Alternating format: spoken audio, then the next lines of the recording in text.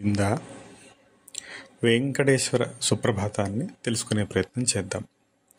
వెంకటేశ్వర సుప్రభాతాన్ని ప్రతిరోజు తిరుమలలో జయ విజయులకు ఎదురుగా ఉన్నటువంటి మండపాన్ని తిరుమామణి మండపం అని పిలుస్తారు. 16 స్తంభాలు ఉన్నటువంటి మండపం. ఆ మండపంలో ప్రప్రబంధనంగా స్వామి మేలుకొలుపు ఈ సుప్రభాతంతోనే మొదలవుతుంది. ఇది ఎప్పుడు మొదలైంది ఈ సేవ అంటే 1430 సంవత్సరంలో శ్రీ వీరప్రతాపరాయలు అనేటువంటి మహారాజు ఈ టైంలో ఆయన హయాంలో ఈ సుప్రభాత సేవ మొదలైనట్టుగా మనకు చారిత్రక ఆధారాలు ఉన్నాయి. దీన్ని రాసింది అన్నన్ స్వామి. ప్రతివాద భయంకర అనేటువంటి బిరుదైనటువంటి ప్రతివాద భయంకర అన్నన్ అనేటువంటి ఒక మహావైష్ణవ భక్తుడు ఈ వెంకటేశ్వర సుప్రభాతాన్ని రచించడం జరిగింది. ఈయన ఎవరయ్యా అంటే అనంతాచార్యుల కుమారుడు. అనంతాచార్యుల గురించి మనందరికీ తెలిసిందే. ఆయన తిరుమలలో ఫస్ట్ సిటిజన్. ఆయనే అక్కడ స్వామి కైంకర్యం భగవద్ రామానుజుల ఆజ్ఞానుసారం తిరుమలలో ఉండి స్వామి కైంకర్యం కోసం ఒక చెరువును త్రవ్వి ఆ చెరువు నీళ్ల ద్వారా పూలు తీసుకొచ్చి ఆ పూలతో స్వామికి కైంకర్యం చేసినటువంటి మహాభక్తుడు. ఆయన కుమారుడు అనమాట ఈ అన్నన్ స్వామి. ఆయన మణవాల మహాముని యొక్క శిష్యుడు. ఆయన దగ్గరే విద్యను నేర్చుకున్నాడు. అప్పుడున్నప్పుడే ఈ సుప్రభాతం రాయటం జరిగింది. ఈయన ఈ వెంకటేశ్వర సుప్రభాతంతో పాటు మిగిలిన దేవతా స్తోత్రాలు కూడా రచించారు. సో అందులో ఎక్కువ ఫేమస్ అయింది, ఎక్కువ ప్రఖ్యాతిగాంచింది వెంకటేశ్వర సుప్రభాతం. ఇది మొత్తం 4 భాగాలుగా ఉంటుంది. వెంకటేశ్వర సుప్రభాతం, వెంకటేశ్వర స్తోత్రం, వెంకటేశ్వర ప్రపత్తి, మంగళాశాసనం. వెంకటేశ్వర సుప్రభాతంలో 29 శ్లోకాలు ఉంటాయి. స్తోత్రంలో 11 శ్లోకాలు ఉంటాయి. ప్రపత్తి అంటే శరణాగతి చెందటం, గురువులకి తర్వాత భగవంతుడికి శరణాగతి. శ్రీ వెంకటేశ శరణం శరణం ప్రపత్తి అట్లా అంటాం కదా. అట్లా ఒక్కొక్క దానికి ఒక్కొక్క డిఫరెంట్ పార్ట్స్ అనమాట ఇవి. ప్రభాతం, స్తోత్రం, ప్రపత్తి, తర్వాత మంగళాశాసనం. మంగళాశాసనం మొదట రచించలేదు. తర్వాత వాళ్ళ గురువు మణవాల మహాముని యొక్క ఆజ్ఞ అనుసరించి ఆయన మిగిలిన 14 శ్లోకాలు కూడా చేర్చి మొత్తం 70 శ్లోకాలు అనమాట ఇవి. సరే, ఇది మన శక్తానుసారం మనం నేర్చుకునే ప్రయత్నం చేద్దాం. ఇక్కడ ఈ అన్నన్ స్వామి ఈ సుప్రభాతాన్ని రచించడం జరిగింది. అందులో అది ఎప్పుడు అంటే ఈ సేవ 1430 నుంచి అంటే నిరంతరాయంగా నిర్విరామంగా అప్పటి నుంచి ఇప్పటివరకు కొనసాగుతూనే ఉంది. ప్రతిరోజు స్వామికి సుప్రభాతంతో మేలుకొలుపుతారు. ఈ మన తెలుగు రాష్ట్రాల్లో ప్రపంచవ్యాప్తంగా ఉన్న శ్రీవారి భక్తులు అందరూ వింటారు. మరీ ముఖ్యంగా తెలుగు వాళ్ళు ఎక్కువగా వింటారు. సో ఇది సుప్రభాతం యొక్క నేపథ్యం. సో మొట్టమొదటి శ్లోకం ఏంటంటే బాలకాండ నుంచి అసలు ఆ యొక్క శ్లోకాన్ని గ్రహించారు. విశ్వామిత్రుడి వెంట రామలక్ష్మణులు యాగ రక్షణార్థమే వెళ్తారు. వెళ్ళి ఒక అరణ్యంలో విశ్రమించినప్పుడు విశ్వామిత్రుడు చెప్తాడు, కౌసల్య సుప్రజా రామ పూర్వా సంధ్యా ప్రవర్తతే ఉత్తిష్ట నరశార్దూల కర్తవ్యం దైవమాన్హికం.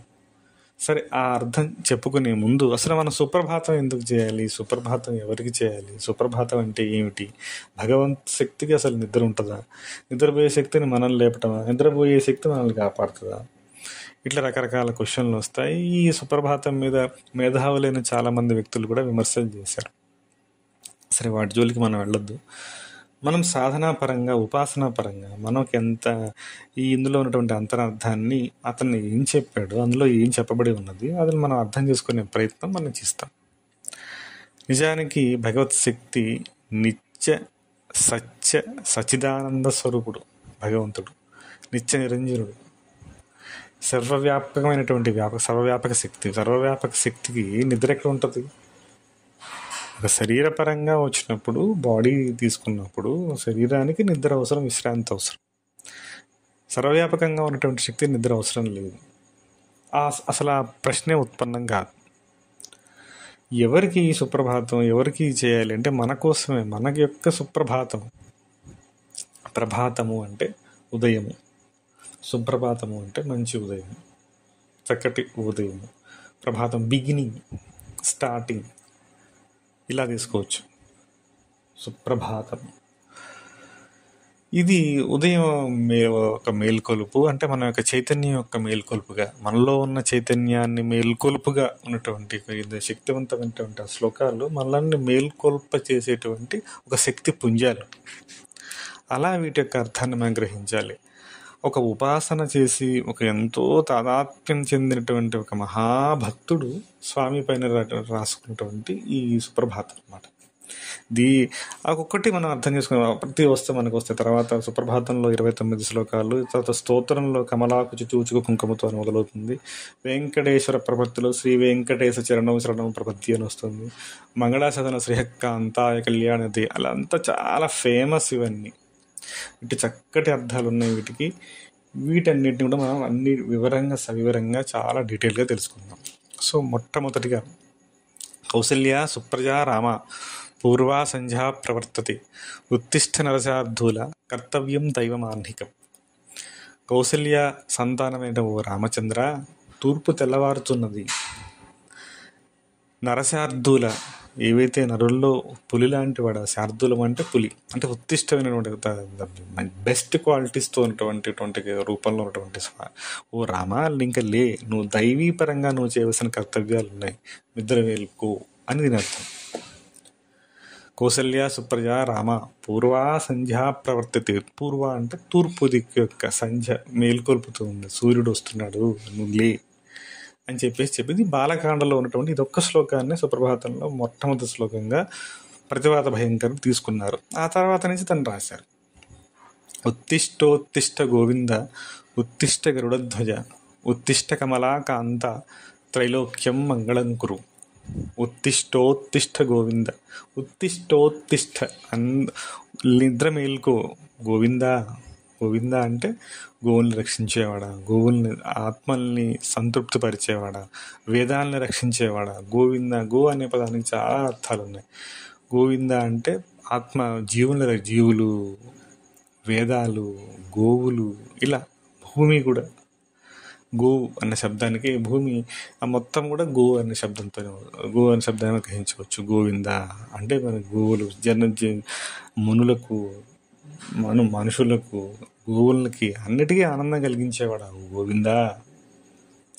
ఉత్తిష్ట, నిద్రలే. ఉత్తిష్టోత్తిష్ట, ఉత్తిష్ట ఎక్కువ ఉన్నత స్థానంలో ఉన్నవాడు. గరుడధ్వజ, గరుత్మంతుణ్ణి ధ్వజంగా కలిగ స్వామి. లెమ్ము, కమలాకాంత, లక్ష్మీదేవి యొక్క భర్త అయిన స్వామి. ఉత్తిష్ట, నిద్రలెమ్ము. త్రైలోక్యం మంగళం కురు, 3 లోకాలకి శుభం చెయ్యి. 3 లోకాలు అంటే ఏమిటి? జాగ్రత్తావస్థ, స్వప్నావస్థ, సుషుప్నావస్థ.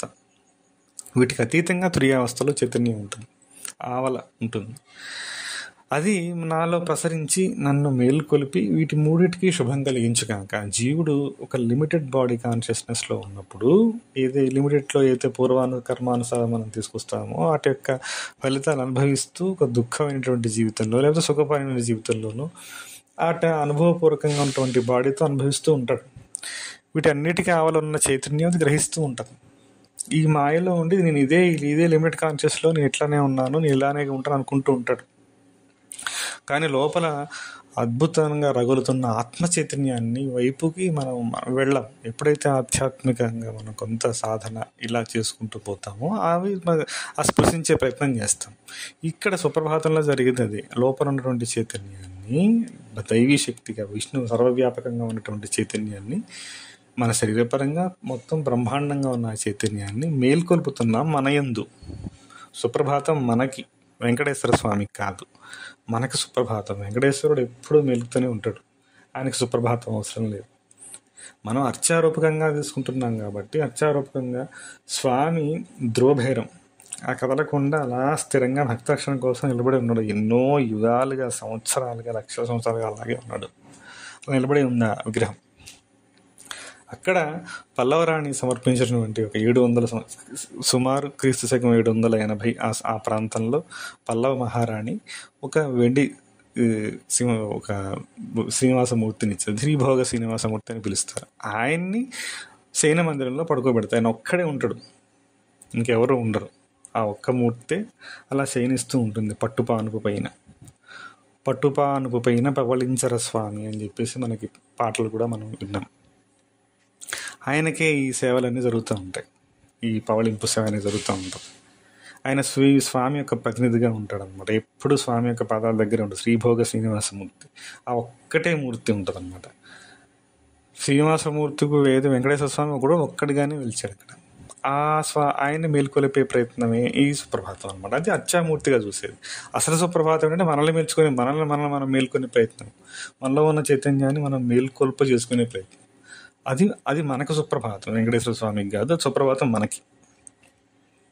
తర్వాత మాత సమస్త జగతాం మధుకైట భారే వక్షో విహారిణి మనోహర దివ్యమూర్తి శ్రీస్వామిని స్థితజన ప్రియదానశీలే శ్రీవేంకటేశ దయితే తవ సుప్రభాతం.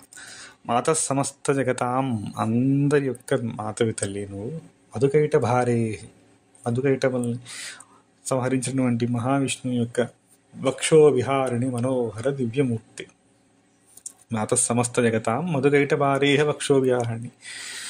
ఈ మధుకైటములు అంటే ఏంటి?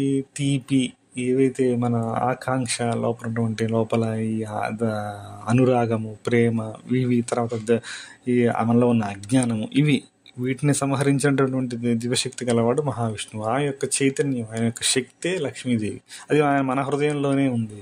ఆ హృదయాంతర్గతమైనటువంటి ఓ చైతన్యం గల చైతన్య స్వరూపమైన ఓ మహాలక్ష్మి శ్రీస్వామిని స్థితజన ప్రియదానశీలే. అది ఏ చైతన్యాన్ని మనం ఆశ్రయిస్తే మనకు కావాల్సినవన్నీ ఇస్తుందో ఆ చైతన్యం నాలో మేల్కొనుగాక అని మనం సుప్రభాతం.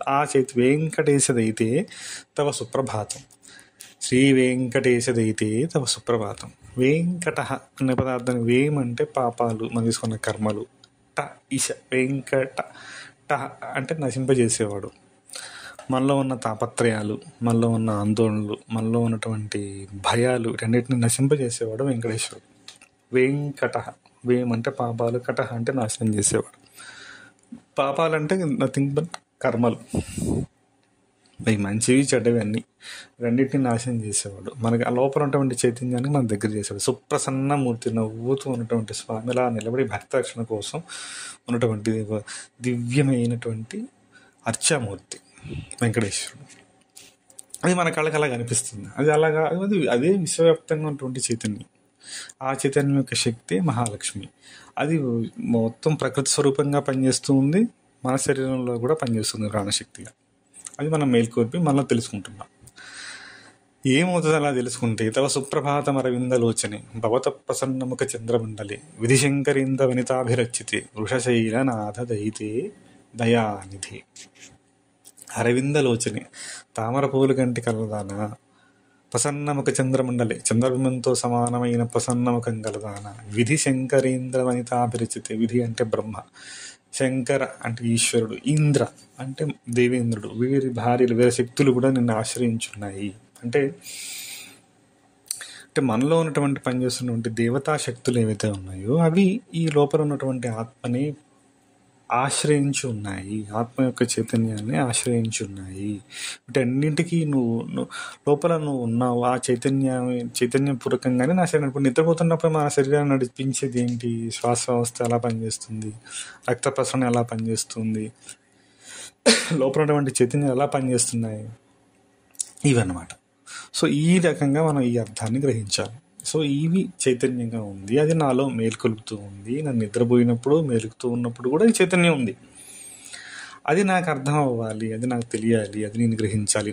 అది నా బిగినింగ్. సుప్రభాతం ఏదైతే ఉందో అది నాకు తెలియాలి. సుప్రభాత వృషశైలనాథ దైతే, వృషశైలము అంటే ఇక వెంకటాచలం యొక్క పేర్లు ఇవన్నీ.